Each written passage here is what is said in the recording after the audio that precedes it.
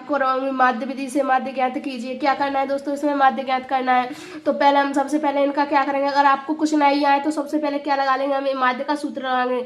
माध्य का सूत्र क्या होता है, सिग्मा एफ एक्स बटे में और क्या होता है सिग्मा एफ, ये हो गया। अब देखो इन दोनों को एक्स निकालने के लिए क्या करेंगे, इन दोनों को जोड़ेंगे। इन दोनों को जोड़ने के बाद दो का क्या दे देंगे, भाग दे देंगे। तो देखो इन दोनों को जोड़ने पर कितनी आ गई 10 और 20, इनमें दो का भाग दे देंगे तो कितनी आ गई 510। ऐसे इन दोनों को जोड़ने पर दो का भाग दे देंगे तो कितनी आ जाएगी 530। अब इनमें देखो कितने का अंतर चल रहा है, 20-20 का चल रहा है। तो यहाँ पर 20 होगी तो कितनी होगी 550। अब यहाँ पर कितनी होगी 570, फिर 590। इनमें सभी में 20-20 का अंतर चला। अब क्या निकालें, एफ एक्स। तो एफ एक्स निकालने के लिए हम क्या करेंगे, एफ का और एक्स का गुणा कर देंगे, मतलब 12 का गुणा करेंगे 510 से। तो इनका गुणा करने के बाद कितनी आएगी 6120, 6120 और कितनी आई 7420, 4400, 34, 20, 59, 1।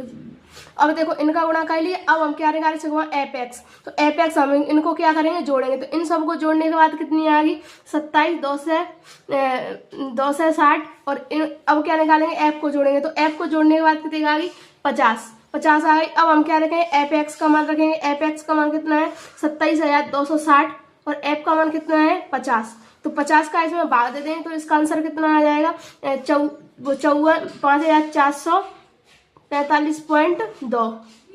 यही दोस्तों आपका आंसर है। धन्यवाद दोस्तों।